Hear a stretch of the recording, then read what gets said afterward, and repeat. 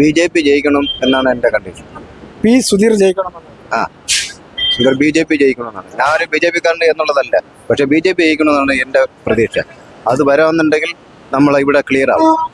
ഇവിടെ ആറ്റിങ്ങൽ മണ്ഡലം നല്ലൊരു സുസ്ഥിരത, നല്ലൊരു മണ്ഡലമാകും. ഇവിടെ ഒരുപാട് ആനുകൂല്യങ്ങൾ കിട്ടും. നല്ല ഒരു ഒരു ഒരു പ്രൗഢ ഗംഭീരമായ നല്ലൊരു ഇതുണ്ടാവും. എന്റെയും തീരുമാനം അത് തന്നെ.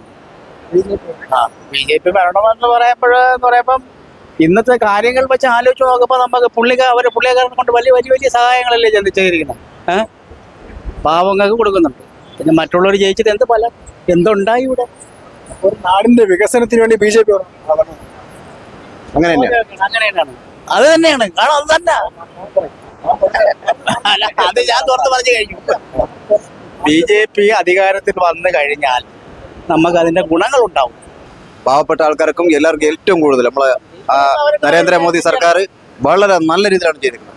അതുപോലെ ഇപ്പൊ ഇവിടെ ആറ്റിങ്ങൽ മണ്ഡലത്തിൽ നിൽക്കുന്ന സുധീർ അല്ലേ, പുള്ളിക്കാരനെ കണ്ടിട്ട് നമുക്ക് ആ ഒരു നല്ല ഒരു ഇതുണ്ട് എന്നെ മനസ്സ് പറയുന്നുണ്ട്. പക്ഷേ അദ്ദേഹം ജയിക്കണം എന്നുള്ളതാണ് എൻ്റെ കണ്ടീഷൻ. ബാക്കി എല്ലാം നമുക്കൊന്നും പറയാം.